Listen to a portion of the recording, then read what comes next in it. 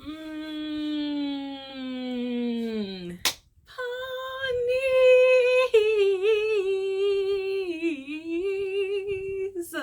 Yeah. Hello, friends.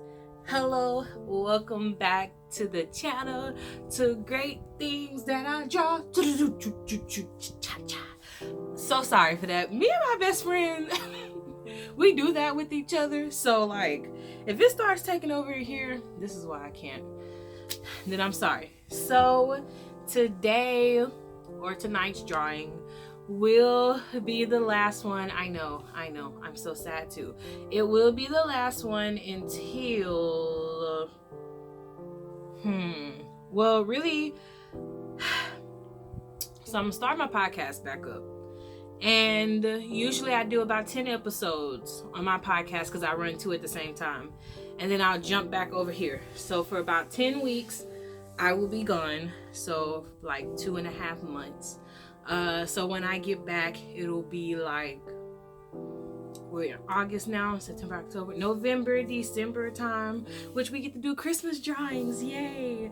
But who knows, you know, maybe one week I might switch out and do this instead.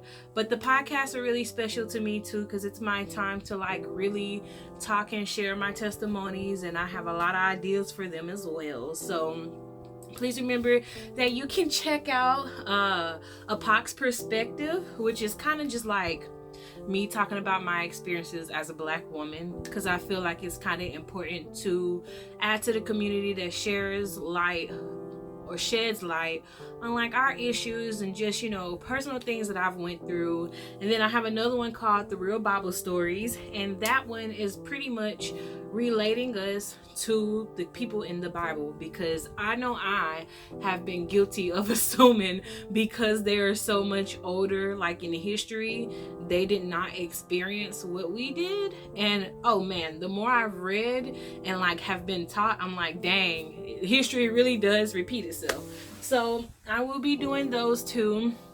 And for that reason, the lovely little board, so I might just upload short videos this month, or in September and October and November, like just do short little videos of me changing out the board, because I still want to keep that a thing on the channel as well. And I know you're probably like, yes, we get to skip out, but you are only safe for now.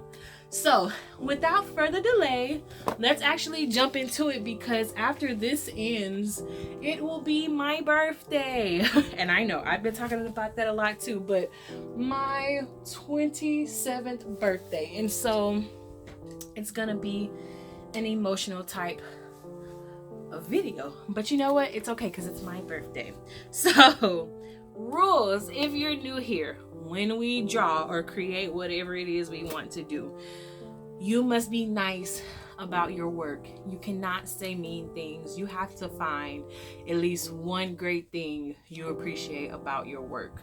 If you cannot, and you just feel like you have to trash it, then you have to do a song and dance a cappella, and somebody has to see it, because we have to have witnesses to say you did it. But really, I started this, as always, as a way to encourage myself and see the progression of my drawing, which it has gotten better since last year. So, you know, we just take it day by day. So tonight, oh yes, we draw the first thing that comes to our mind, whatever your take is on it. I would like for you to comment and tell me what it was you thought that it was about. You can do it at the beginning or the end of the video. I don't really care. Just talk to me. You know, it's a safe space. The comments, my plan is to have the comments be a safe space for people. I really don't want to have to moderate or like block comments, and I hope it doesn't ever come to that. But if you are a person who may feel overwhelmed by something and you just feel like nobody cares or nobody listens, please put it in the comments. Like, talk to me. I will read it, and you know, if I can't comment back to everybody, I will make a video to address the things that I've saw, because it is important to me that like people feel loved and seen, because I know what it's like to not have that. So before I get too emotional, tonight we are going to draw. So the drawing for tonight is Valley of Bones. whatever Valley of Bones is for you, that's what I want you to sketch out. And we are gonna keep this thing rock and rolling. So I'm gonna start out sketching, and then of course I'll give you your question and your spiel once I get like halfway done.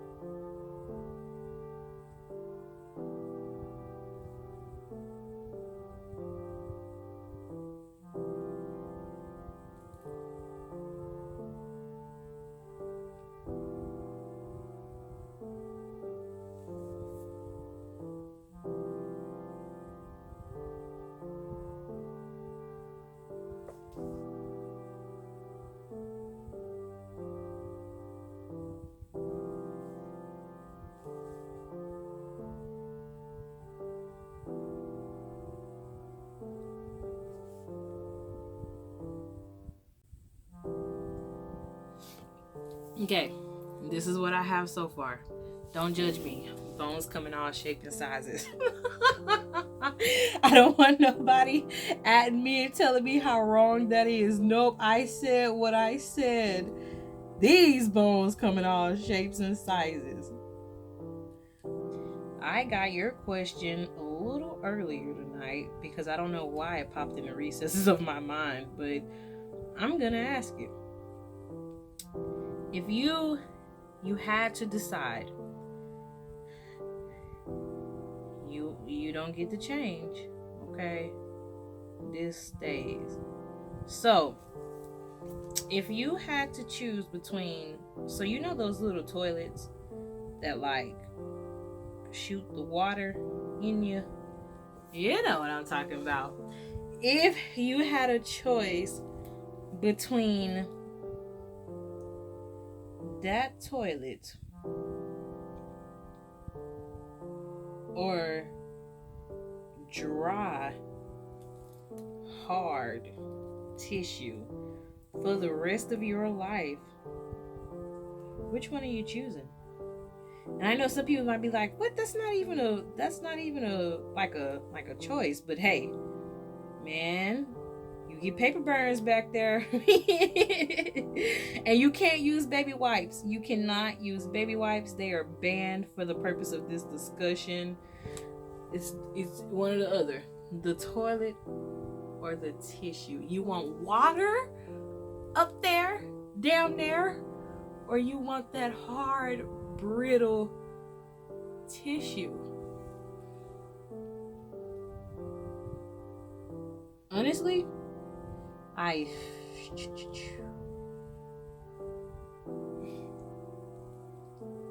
man, that's a hard one even for me.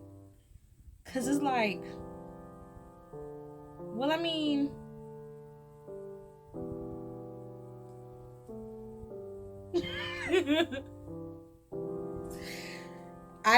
how can I word this in a way that's like, so if the water, hear me out, if the water can like remove what I need to be removed, then water all day, every day. Cause listen, I am no stranger to wetness. I don't know how to say it any other way than that, but I am no stranger to wetness. So, you know, the wetness, you learn how to get used to it. It doesn't bother me. Like, you know, I know that that's there for one or two reasons, friends. So you learn to get used to it.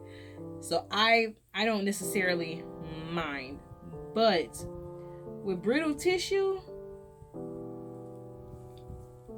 dry brittle tissue, you know what I'm saying? I just feel like that is not okay. It's just not okay. But I don't know. Somebody may challenge my logics. And honestly, I'm ready to hear it. It is my hope to have questions so outrageous sometimes that the debates are even more funnier. Like, I would hands down read the funniest debates. Out loud. Cause why not?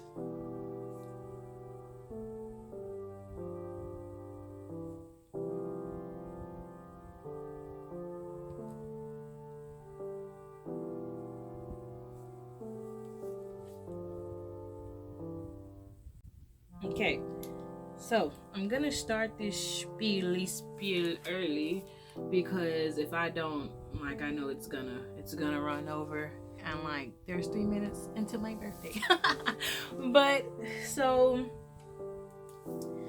okay, I'm going to trigger warn this, not because I plan on talking about anything too out of way, but if you're a person to where mentally you cannot hear things about suicide or depression, I would ask you to please click off this video, because it is my hope to help somebody and never harm anybody. And so I just want you to be okay hearing what I'm about to say. So I like to give myself little mementos, I guess like milestone markers. So if you don't know, I've said it before on here, and yes, you're gonna hear about it because it is part of my life story. But so, like, it has not been a year yet. It's been a year since I've started the process, but the official year since I've went and come back home will not be until November. Yeah, October, November. Because it was the end of October going into November. But anyways, last year, I started this process to go teach abroad in South Korea. And it was something I just knew that the Lord had told me to do. Now, it wasn't just because, I wanted to do it. It was prophesied to me. And I thought that the way I was trying to do it was the way that it was supposed to come about. And I could be totally wrong. I'm pretty sure I was totally wrong, because here we are. But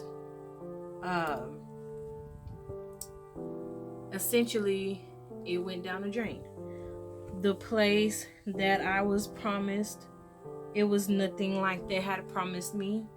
And I'm gonna call them out by name again, because I hope they don't get anybody else or treat them, as bad as they treated me. But I went under a company named Travel Bud. And I will also start by saying this.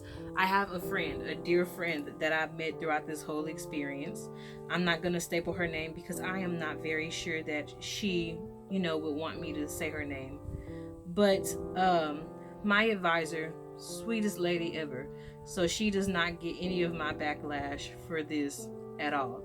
Because she was the only one to check on me and to make sure, like, mentally I was okay, Like, she reached out to my mom, which I honestly felt very grateful for, because the rest of them, they discarded me like a used box of tissue. So when I went to Korea, I was supposed to have this beautiful room, this beautiful place. I went to Suncheon. And honestly, guys, regardless of how this experience turned out, I knew in my heart that's where I was supposed to be at. I felt it. Like, when I interviewed with the lady, I knew the moment, like, I met her. I just had this feeling. And truly, when things like that happen in my life, I know it's God telling me like, this is about to be like, your opportunity. Hang on. Okay. I am so sorry. I went to read my mom's text message and I shouldn't even did that because now I'm emotional, even more emotional than what I wanted to be while I did this. But baby girl, I'm recording. I'll get back to you. But I'm sorry, y'all. Like, that lady, she know how to touch this heart in more ways than I can even. Okay, hang on. I can't leave my baby hanging. Let me message her. Okay. Oh. Okay. So when I went to Suncheon, they promised me this big pretty room, right? It was supposed to be like grand. And so basically it was nothing like they had promised me. And I'm about to have to stop because I need to concentrate on how I'm about to draw this, but I'm gonna jump back. Don't worry, we're gonna get back there.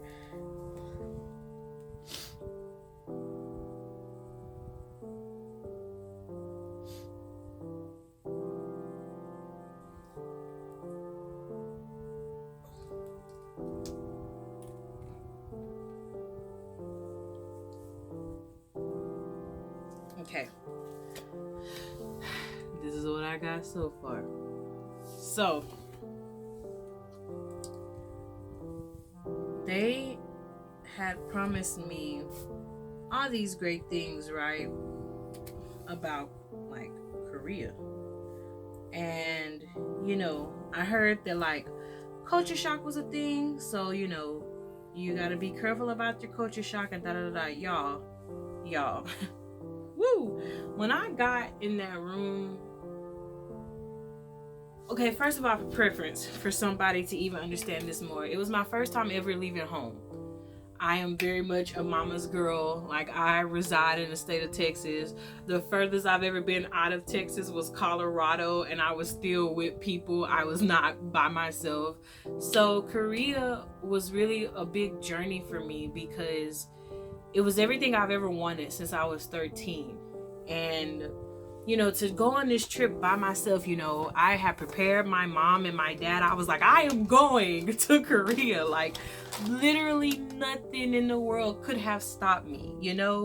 It was just one of those things where I had my heart set on it. And when it was confirmed to me that like this good man of God saw me there, wicked, you say less.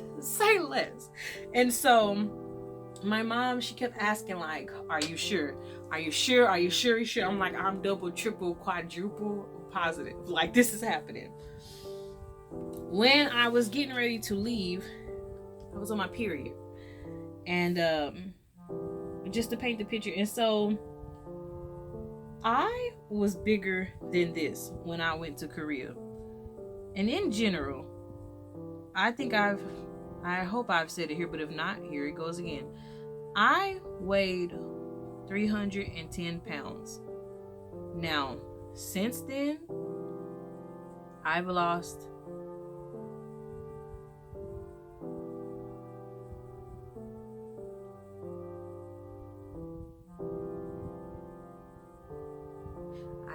like 60-ish or a little bit more pounds. I am not doing math right now, okay? And I am terrible at it. Big numbers stress me out. Hang on. Let me make sure I'm telling you the correct.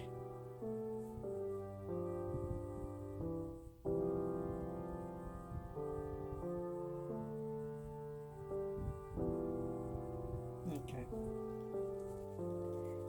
50 pounds. But the last time I did weigh myself, I was on my period. 60 pounds. Well, really, no, 60 pounds, because I think I was like close to 316. I was over 310. So yeah, 60 pounds. I'm and we'll keep going. Like, we're working out, eating right. I get to eat an ice cream sandwich after this. I'm sorry, that's random. You didn't ask for that. But so as she talks about being healthy, so I say all that to say my period fluctuated. Okay, I've never really had a consistent period since I was in high school. With stress and everything else, it is really important not to stress. I'm gonna get into that too, but just staple that. So, when I got on the plane, y'all, I was petrified. I almost didn't go. I almost stayed at home.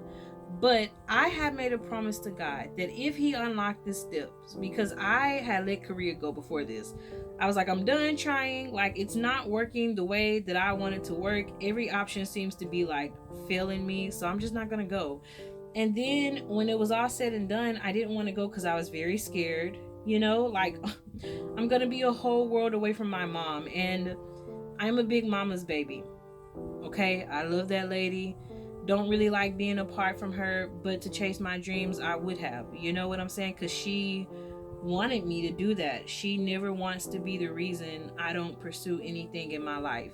And I hope to be half as decent of a mother, half as great of a mother as that lady is to me, because truly she has helped me in this life. But so I got on the plane, right? And my grandma had told me to take, some pills to calm my nerves down. And at first I was like, nah, I don't need them. Like, I'm gonna be fine. Bull crap. Okay, let me tell y'all this embarrassing story real quick. There was this guy sitting next to me, sweetest dude. He was Asian. He was sweet. He was nice. He was reading. I was like, okay, book nerd, come through. Okay. He was real nice, y'all. I threw up in my mask next to him, and I wanted to just evaporate into thin air. I felt really bad that he had to see that and go through that, because that's just not okay. Like, that's just not okay. So I got up, and hold on, I'm about to have to turn this fan on, guys, because I feel a little woozy now, and I'm pretty sure I know what it is. Hang on, I'm gonna have to. It's you.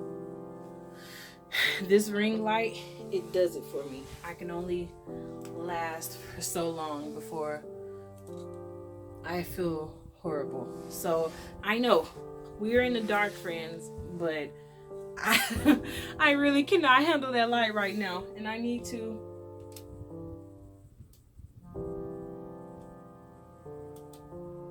Sorry if you hear the fan in the background. It's a little warm in Texas. I need some cooling. I try to stay close. As bright as I am, you should be able to see me, okay? And if you don't, just listen to my voice. You'll see the drawing. So I threw up in my mask. It was a whole thing. The flight attendant crew, though, like, they were so sweet. They were so nice. They helped me get my clothes, like, get changed, all of it. When I got there to Korea, nobody was responding to me. I needed a whole new SIM card. I didn't know how to get one. I needed help, because of course I wanted to talk to my family while I was over there. My family was not going for, no, we couldn't reach you for a few days. No. So none of the team was responding to me. That was like the first thing that set me off. Then I had to wait there by myself for like 6 hours, not 6 hours, for like, I'm gonna say it was at least 3 hours by myself at the bus station, just sitting there waiting on the bus to come, because they failed to tell me anything that mattered that day. Bogus. Do not go through travel, but I paid over $1,000 for this course. Okay, even more than that, I paid over $1,000 for my ticket. Then to have to buy clothes to teach in on top of that. You know what I'm saying? And change my life, quit my job, up and leave for this dream. And it just, I got to the place, mold in the room, mold on the walls. Oh, and the video, if you don't believe me, the video is on my page. It's called I Went to Suncheon. I have the videos because I wanted it to be known what I endured. And I think what really got me was there was stuff in the closet still. Like somebody had really just up and ran away from that place. And it was shady. All right. It was shady. There was nobody really living there. I can recall seeing 2 guys, and one of the guys had a girl with him, and that was it. Okay.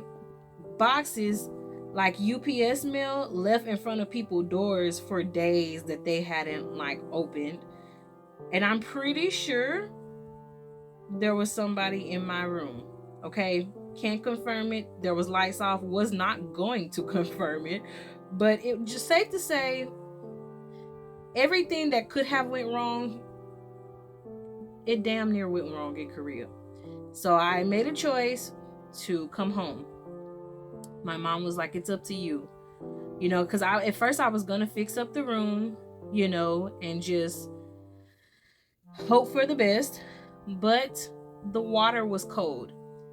There was no hot water. There was dirty dishes and like trash and filth everywhere. I had showered in my sink, in the kitchen sink, because there was no working water. And about the 3rd day, 4th day, there was no light in the bathroom, and the maintenance hadn't came and fixed the light. So I had to use the shower in the kitchen sink while I was still dealing with my period. So what I did was I laid out clothes on the floor underneath me, my dirty clothes, because the floor was dirty, and I was literally on my dirty clothes, bathing myself and cleaning myself.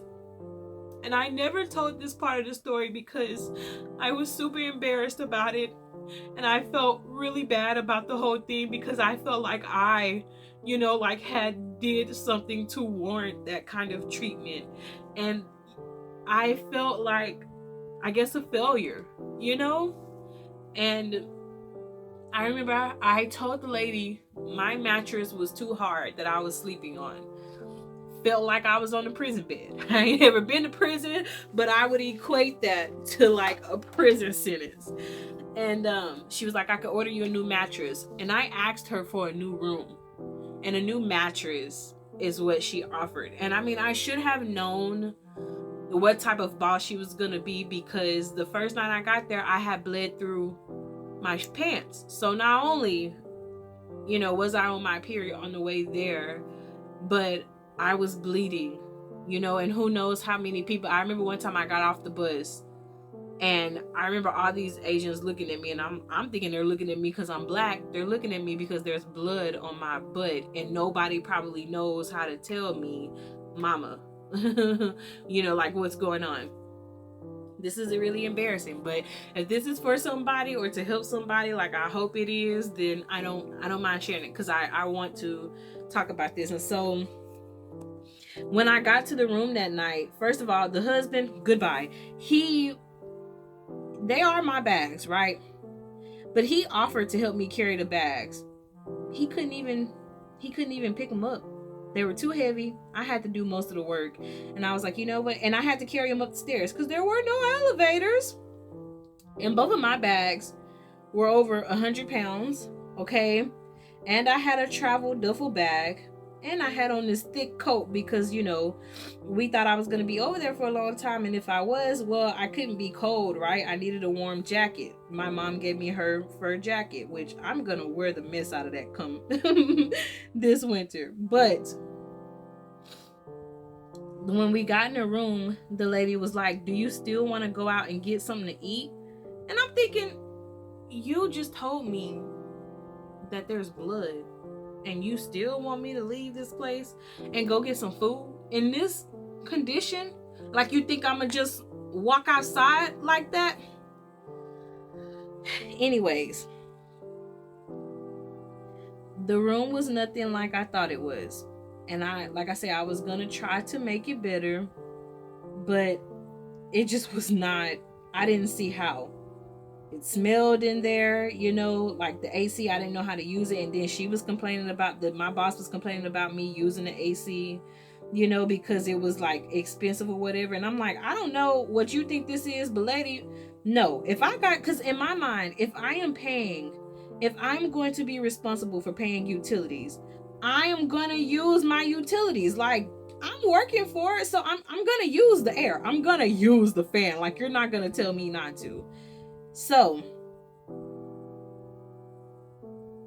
my pastor was messaging me. My mom was messaging me. My mom cried as much as I cried. We were both crying, and I think I know for a fact the reason why she cried so much was because she saw me in that condition. You know, I was unhappy. You could tell on my face that I was unhappy. The reason why I love Sugar Cookie and why I will always ride for this girl was that literally one night I was so afraid to shower, and because I didn't want the water, like I didn't know if the water was cold or not, and her husband, I'm claiming that one, he had the type of shower that I, you know, had. And so I put her up, you know, like on this shower rack, and while I showered, she Skyped me, and she just sat there with me while I showered in embarrassment, because this was not what I was promised. And so I remember my pastor told me, he said, you have to give yourself enough grace and mercy to do what is best for you. But all I kept thinking in my mind was like, man, if I go home, like all this money, my family helped me to get this plane ticket, you know, like I worked so hard, I saved up so much money, and I didn't want to embarrass my family. Like I had bragged about it so much, you know what I'm saying? And I always thought, because I bragged about my experience, that's why like it fell through, because I wasn't supposed to be haughty, you know, like I wasn't supposed to have my head in the clouds behind it. And I did not know what to do, because like I said, I wanted to stay. I had met the kids, and honestly, those kids, they were funny. They were sweet. You know, I remember this one kid, I was like, you are the reason I cannot stay in this class. Because he was like, you got a boyfriend? And I was like, me? And he's like, yeah, you got a boyfriend? And I was like, no, I don't have a boyfriend. This kid was like, what, 15? I'm like, no, we are not having this happen. It was a whole section of them, and like they talked so much that like it was, it was so funny, the dynamic. So like the boys talked entirely too much. I would have to get on them. The girls did not want to talk. Either they were shy, they didn't know how to take me, like how to approach me. I had to ask them questions like who they liked music wise, you know, and it wasn't even like, it was mostly the teenage girls. And I get it, you know, you see a culture, you don't really know how to respond to them, especially because I'm black. You know, there's a lot of notions around black women and black people in general, and all they see is things that's in the media or like rap videos, you know. And once I did start talking to them and getting them to open up, a few of them would talk back to me, but a few of them was like, mm-mm. But the little ones, like the 4 and 5 year olds, the 6 and 7 year olds, they were like, teacher teacher, talk to me, teacher.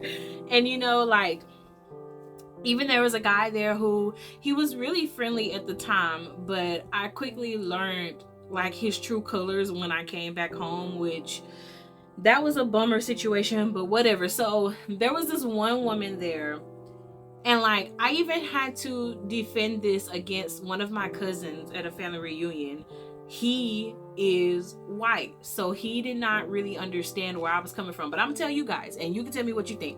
There was a lady there who told me she wanted to take my eyeballs out because they were so pretty. Now immediately I think of Get Out, right? Because in my mind that's just, and so the guy was like, you know, it was not a racial barrier. It was a barrier between, like, a language barrier. So you shouldn't have been offended. And I'm like, you don't get to tell me that as a black woman, I don't have the right to not be offended by another woman telling me at an English speaking school that she wants to take my eyeballs out. Because if you are an English teacher and if you are working to get better at your English, then you should work to get better at your compliments. And no, nobody can ever convince me. And like I say, it could have been a compliment. She could have just awkwardly said that and she didn't know how. And I'm not taking that from her. But did it scare me? Yes. Did it kind of make me a little... And it wasn't even that it offended me. It just scared me. And I was like, my eyeballs are my eyeballs, you know? And it made me feel some type of way, because realize, I am by myself in this place. I don't know none of these people, you know what I'm saying? Like, they don't look like me. I don't know the land of the layout. They're hugging on me, like, and I love it. Like, love on me. I love. That's not what I'm saying, but I'm saying to discard my feelings as if I shouldn't have felt some type of way given what has happened to black women.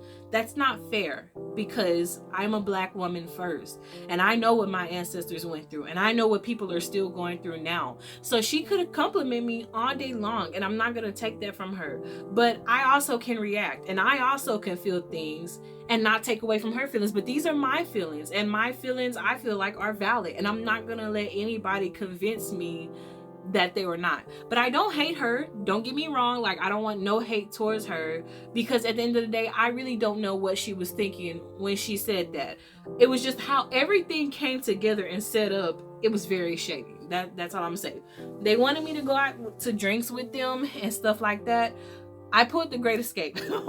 I ended up deciding to leave after my pastor had told me that, and I was like, my mom, you know, excuse me, she's crying, she's upset. Let me get the coloring. Like, baby girl is not okay, you know. And then I realized too, when I was away from my family, how much I actually love my family. And like, as much as and I'm pretty sure one day I will go back, don't get me wrong, I hands down am going back. There's not no would love to it. I am going back to Korea. You mark my words, and it's gonna be on my terms, you know, like my experience. But like, even my director, she was like, you know, you're so pretty, you know, like, your skin is so beautiful, your eyes are so beautiful. And she told me, she was like, when I saw you, and this is what, and that's why I was looking at the other girls sideways, because I'm like, huh? Because my boss was like, Xbox, she said to me, when I saw you, I just knew we had to have you because you're so beautiful. Well, as much as I love that, because you know what I'm saying, to be told at that size too that I'm still like flawless, don't take that to heart. Please don't come back. I'm not that. Like, it is hard for me to think I'm beautiful, and I need to work on that. But to I'm gonna get there. So for her to tell me that my looks were the reason she hired me, not my ability to teach a class, that is what kind of made me feel a gooba gaba about the situation. Because if you want me here for my looks, then I am in the wrong field. I don't need to be teaching no kid nothing. I need to be out here trying to strut on somebody's runway. And you know, like I say, to have a person tell me like, your wants and your needs and your feelings is the most important, I think that really freed me in a way, because I had never been told that, you know, before. I mean, people tell you that, but the way they treat you after they tell you that don't make you feel like they really mean it, if that makes sense. And I guess and in the midst, even in the midst of, like, you know, because people were telling me when I was complaining to a few of my old friends, we are no longer friends, but when I was telling them like about the experience and about things that I was feeling, they were like, well, you shouldn't come home yet, like, go to Seoul, go to Seoul and go here and there. People, what? And like, even that kind of bothered me, because when I came home, they were like, well, if I was you, I would have stayed and da da da, and I wouldn't have came home, or I would have just tried to stick it out. Okay, but you're not me. You did not have to go. And I think a lot of people, and it made me even more frustrated when it was black women who were like, dehumanizing my experience, simply because, oh, I would have did this or I would have did that, instead of being like, but are you good? Like, mentally, are you good? Like, I'm so sorry that broke your heart. Like, is there anything I can do to help? You know what I'm saying? Like, even just listening and being there, like, but it wasn't until I started showing everybody the videos of like how bad it was that people backed up off of me and was like, okay, this was rough. And so the morning that my director wanted me to go, and that was another thing. So she basically lied, like I was only going to be teaching one group, but I ended up teaching more than what I was supposed to, and giving private lessons. And I'm like, I don't even know Korean. How are you going to tell me to teach this Korean girl? Or she wanted me to help this one baby girl. First of all, she was giving them English names, which cracked me the hell up, because some of the names that she gave some of these babies, I'm like, you're wrong. Like, you're wrong. And of course, nobody really knows that much about English there, so they're just going with the flow. And I'm like, y'all are wrong. She's wrong. It's all wrong. But I did not get in that, because that is not my jurisdiction. But I came back home, and she did not know that I was coming home until I was essentially at the airport, because Suncheon is 6 hours from Seoul, or from Incheon rather, and that's where I had to get on the plane in. And my grandma was like, you do not tell that lady jack nothing until you're on the plane and you're back home. And like, she had been blowing up my phone and like texting me and calling me, because that day we were supposed to go to the government so that way I could like, get registered and all this and that. And she wanted to go at like 11, which I was telling my best friend I found really shady, because I was supposed to be back at the school at 2 to teach. So, and I knew that like we had to go to the government. It was sketchy. So, cliff note of this version, because I really did not want to spill all of Korea. I had this guy help me get into this taxi. At first, the taxi driver or the Uber driver was not convinced that I was the one who had ordered him, because he's like, nah, this building was the building. And I'm like, sir, no, it's me. But he, like, I thought he was gonna leave me, and I was like, you know what, fine, leave. I'm getting out of here. Like, I am going back home today. And my dad, even, he was like, baby, how are you gonna get home? Like, what are you gonna do? And I was like, Daddy, don't worry about it, because I don't know. But what I do know is that I'm not staying here. I'm coming home. And I was like, let me just figure it out, Dad. And he's like, okay. Like, he let me, he stepped back. But I think everybody was kind of stressing out, because nobody really knew how we were going to pull it off. And like the way that the GPS was set up was, I had to do so much conjugation and zooming in and zooming out. It was, y'all go watch the video if you want to see more. But so I got back home to get here, because I know I went around a way to get back here, didn't I? I love you. I'm so sorry. But so when I came back home, and honestly, let me just staple this in here too. Incheon has one of the best airports ever. It ain't like I've been to much airports in my life, all right? But that airport, wicked. I will be back there. They had a whole robot walking, like sliding around. They had Chanel, and I had some of the best pho in my life. Like, I was slurping, and really, honestly, you guys, I hadn't ate for about like ate a decent good meal for like a week. It was hard for me to eat. The grease made my stomach churn. I was unhappy. I was depressed. Like, everything I tried to down, it essentially was coming up. I couldn't even really eat a bowl of noodles. Like, the smell in the apartment was affecting me. I wasn't drinking a lot of water. I kept drinking soda as if that was really good for me. And when I came back, my mom was like, who are you? Like, this is not my daughter. My daughter was a little thicker when she left. So really, that kickstarted the weight loss right there. But I was into that pho so much that like when I looked up, like I had the chopsticks in one hand and like the soup spoon in another hand, and this table of older gentlemen, they were looking at me, and like one of them, he was just like it was the best thing ever. It was the best thing ever because we don't turn down food, okay? As much as I do and I am working to lose weight, food is delicious.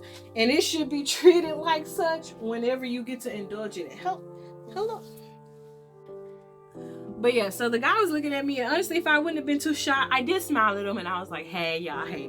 But there was a lot of nice people. I was even telling my best friend, when I was at the bus station, waiting to get on the bus to go to Incheon, there was these ladies, these ajishis, that sat by me and acted like I was one of them. And one of them, she had curly hair, and so I knew when she saw like my curls, she was, she felt like, and I was like, right on, girl. And even like I went in this store, and this lady, she seemed so shy to talk to me, and so when she had rung up my stuff and like we got the right amount of money to her, I was like, kamsamnida, 안녕히가세요. And she was like, oh, kamsamnida. Like she was just tickled pink that I knew, like how to greet her and whatever. And I felt proud too, because I'm like, listen, I may be a beginner, but I do take lessons. All right, lady, like come for me. But so, like I said, if you want to know more about that story, that is on the channel, because I will sit here and talk to y'all about it all day. And I really am trying to get to the emotional part, because I know that like I probably will cry, and I want to finish that up before I finish up this drawing. Oh, let me also update y'all, because I hadn't updated y'all. So when I came home, I was really upset, right? Which obviously I would be, because Korea was something I boasted about and bragged about, and I really believed like God had called me there. And trust me, I still know he called me there, but I thought he called me there because that was gonna be it. Like that was how my career took off. Everything I wanted was gonna be there. You know what I'm saying? Like I was gonna have this happy life, and I was never gonna come home again. You know what I'm saying? Or at least I was gonna stay there for some years and like grow and evolve and all this and that. And it did not happen nearly like it was supposed to. Like I felt like it was supposed to happen. And so when I came home, I felt like a disappointment. I was so embarrassed. I was so ashamed. Like I told you it was coming. I thought my parents would look at me and see a failure. Never mind the fact that I, by myself, as a Black woman, not only traveled over there, but got back home by myself without telling anybody, which was the biggest flex, because please, like, that was hard. And they helped me, and to see, and I think that even now I can look at it and see it from that point, but, the Koreans, they were the stations. There was this crippled man who led me to the bus. And most of the times they didn't even know how to speak, English, but they grabbed my hand, they would grab my stuff and, move me to where I was supposed to be. And even when I got on this bus, and I didn't know how I was going to get my suitcases on this bus, because over there, you can't put your suitcases underneath, like when you get on a regular bus, you have to hold them. And I was like, but they have steps to get up there. And I was like, I don't know how I'm gonna get up there. Like, I don't know how I'm gonna do this. And there was this guy, and he was like, do you need help getting your stuff on here, ma'am? And I was just like, the Lord is faithful and just, because truly I did not know how I was gonna do it, but I just knew that the Lord was gonna carry me. Like I was telling my best friend, that was the first day that I feel like I ever put my faith in God so much that I literally did not doubt him. There was no step of the way that I doubted. I knew I was coming home, and I knew that the Lord was going to see that through. Like I knew that he had promised to keep me safe, and that was, all that I was concerned with. But when I came home, on the flip side of it, I felt really angry with God. I felt like, on one hand, I felt like he had played this cruel joke on me, and like I blamed him for it, and I was so angry, and I was so resentful, and I fell into a lot.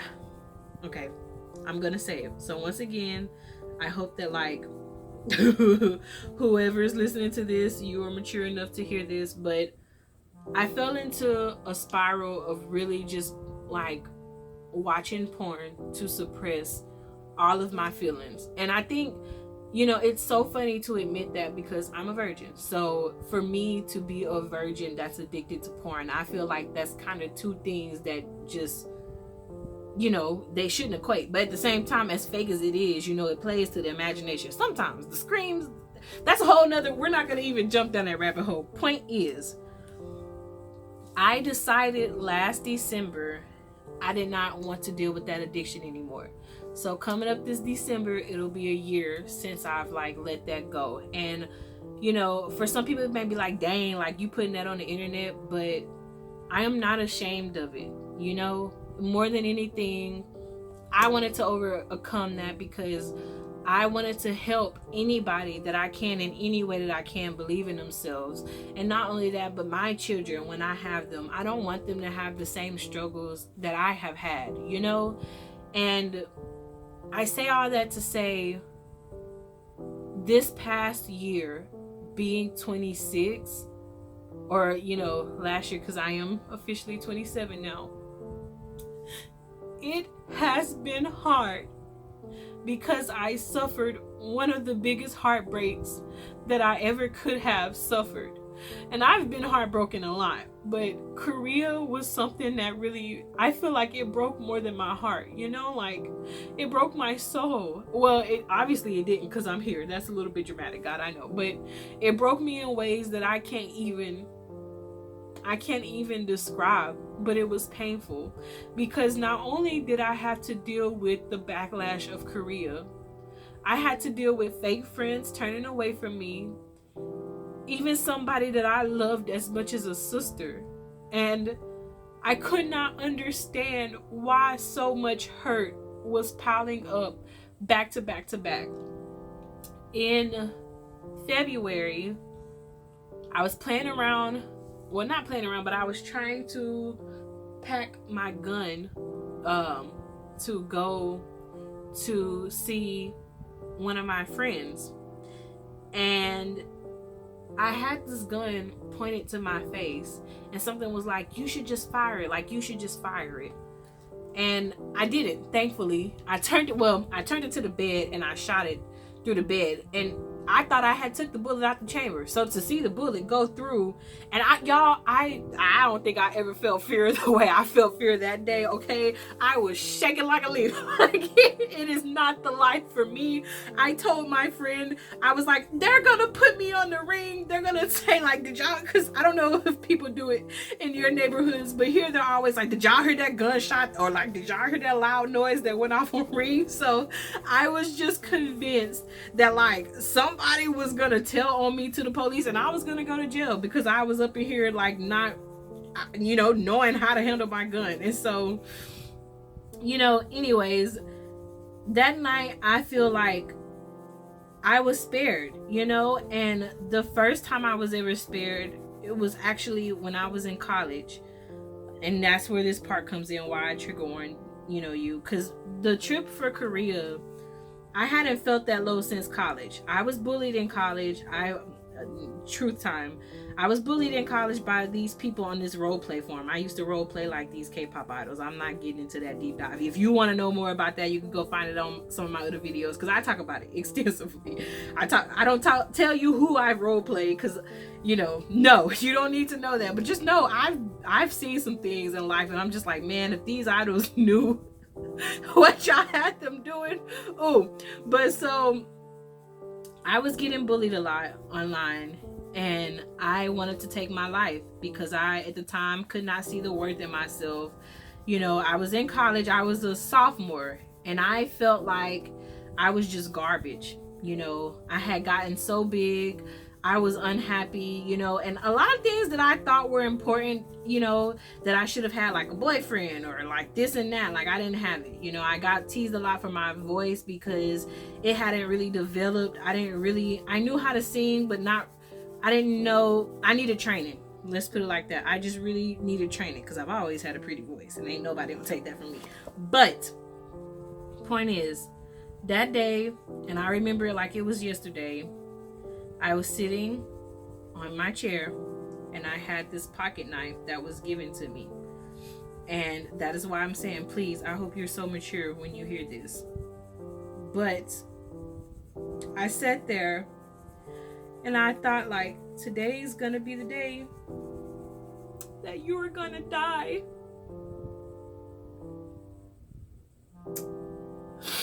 And I remember my best friend, Sugar Cookie, she was gone to a concert.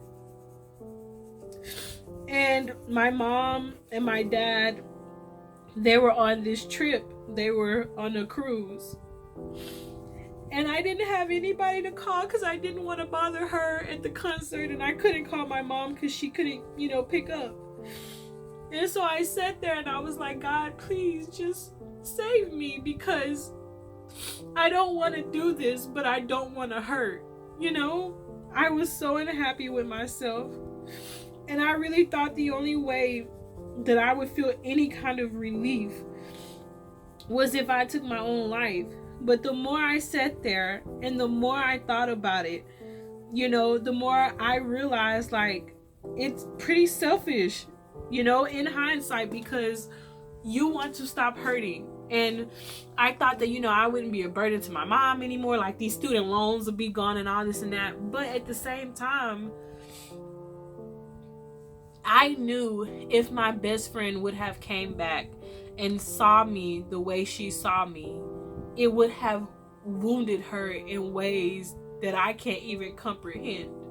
And I knew if my mom got that call when she got back, she would be just as devastated to not know what was wrong and how she could have helped. And I don't ever want anybody to feel the weight of me like that. Not in that light. I don't ever want anybody to feel guilted by me, And so I prayed and I was like, God, please just save me. And so after praying, after like rounds and rounds of praying, I put the knife away and I got on my bed and I literally cried until I couldn't cry anymore. And when my best friend came back, I admitted to her and she thanked me for not doing it and she hugged me. And my best friend, I always tell her I'm so grateful for her because she has saved my life more than once. Her and my mom, my mom is my mom and she's my best friend and my mom. But then I have a best friend who's like my mom. They are really alike in a lot of ways. And I'm grateful to be surrounded by their love and light. And so, to go through that series of my life and then to get to last year, to Korea, and feel that low again, I didn't think I was gonna make 27. So that is why you get this emotional spill, because I never would have thought that this version of me existed. It has been a hard year to truly learn how to love myself and to put myself first. So I don't know who needed to hear that whole debacle of a story, but know that it does get better. You always have a choice, and you can always fight for yourself. Forget what anybody else has to say. You are important, and you deserve to be alive. Your life has so much value, and you are so wonderful. I don't even know you. I don't even know who I'm talking to. But if I can touch anybody's heart, I would say don't do it. Because how are you gonna ever know how your life is gonna turn out? Like your latter days shall be greater than your early days. Starting out, it may not look like much, but your life is yours, and the journey can be messy. And I can say truly, the Lord stripped me of everything I wanted. He took everything I thought I wanted, even the toxic relationship that I forced on myself and that I worked so hard to keep. He stripped it from me. Now, I had a choice. Obviously, I could have stayed, just like I could have stayed in Korea, but I chose to walk away because that was not my life and that was not for me. And I'm gonna go ahead and hold the picture up and show you because I feel like it ties into this. So this is the valley of bones. And honestly, this is me. This is where I feel like I was at last year. And really most of my life to now, because when all is said and done, I had to realize that Jesus was not the one who did that.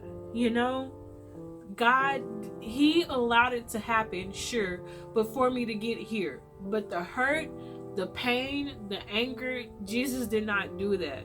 So for me to misjudge him and to mislabel him because I was angry, that was wrong of me. And I mean, even then, outside of that, I know that God would never blame me. I know that he would never like shun me or turn me away because, well, here, I'm gonna staple my birthday on it, because I felt like that.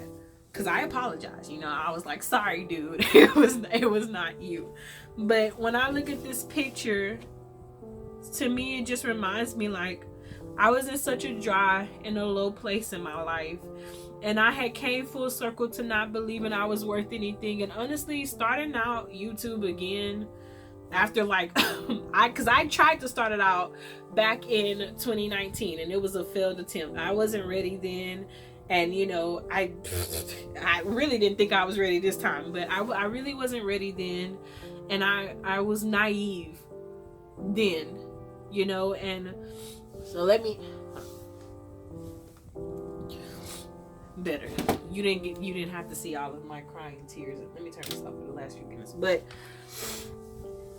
I say all that to say again to somebody, you know, if I could stop crying, there is value in you. And even starting out, like my content, and even now, like I don't know when you're gonna watch this or view this, but I'm pretty sure I'm probably gonna be much more ahead in life, and you're gonna be like, dang, shit, that was a rough one. But you know, I even want to staple this here for myself to see the growth in me.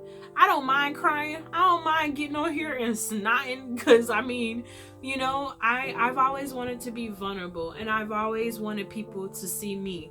And more than anything, I pride myself in the fact that I can tell you about my addictions, about my pain, but it comes from my mouth and not anybody else's, because nobody else gets to tell my story but me.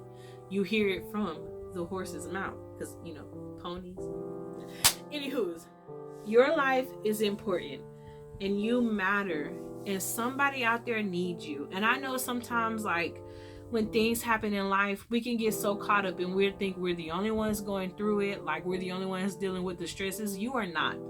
There's somebody else dealing with what you're dealing with, and probably way worse. You know, I get so caught up in like, oh man, this is going wrong, or like, dang, I gotta like clean up this or that. Some people ain't got a house to clean up stuff in. Some people are laying on the streets not knowing when they're gonna drink their next thing of water. Somebody has lost their home.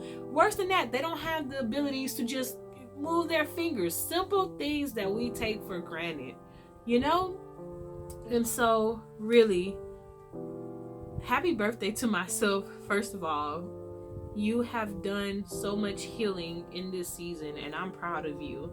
And I hope that, like, when I look back in a year after this, 2 years after this, I truly believe that we're gonna be up here. And I love you. Yes, I'm telling myself I love you, because somebody needs to look in the mirror and tell themselves that you love yourself and believe it. So I think I'm done crying, okay? And I'm done being sentimental, but that is my staple for myself and for you guys. And like I say, really, I do this in the hopes of healing somebody or helping somebody. And even though this was my valley of dry bones, or valley of bones, dry bones, even though this was the valley of bones, you do not have to stay here. You can always get up. You can always move. And there's always hope. There's always light at the end of the tunnel. Always. You have to believe that, you know. And I would strongly advise you to really seek the Lord and know him. Forget what other people say. You need to know the Lord for yourself, because he's the only one who can keep you and who can help guide your life and your mind And truly, I know that the Lord has been faithful to me and that He has helped me in this life. I would not be here if He hadn't came when I called on Him. Each and every time that I called on Him, even when I didn't know to call on Him, when I was out here being trigger happy, He was still like no. And I was even telling my friend, like, I know that situation was the Lord, because my panties snagged that bullet. I still have them, whole bullet hole and all. But in all seriousness, thank you so much for hanging out with me and for bringing in my birthday with me. My best friend, like, she has been blowing me up, and I've been wanting to get to her, but I really wanted to do this. Like, it was on my heart to do this before my birthday, or as my birthday was approaching. And so I just feel honored to be here before you, because truly I am a living testimony. And like, that story is just half of the wild encounters that I've had in my life. But like I said, you can check out my podcast if you want to hear about all of my rendezvous. But please hit the like button. Please subscribe. I promise I don't always cry. Just 9 times out of 10, you might get some form of tears or some emotional motherly spill. You're gonna get it. Until I get my babies, y'all are my babies. Y'all are my dandelions. So you have to hear the stories. But yes, please subscribe. Please tell me what you thought that Valley of the Bones was. If you would like to tag me in your own works, if you want to post them, you don't have to. You can tag me on TikTok or Instagram at DohiSama. I will look at your work. I will like it, repost it if it's on your story, or if you make a reel, however you want to do it. I just want to see your work. I love to see art being created, and I just really would love to see what people's own spins of things are. Sorry, my English is failing me. But until next time, guys, please always do remember, the Lord does love you and bless you. May He keep you.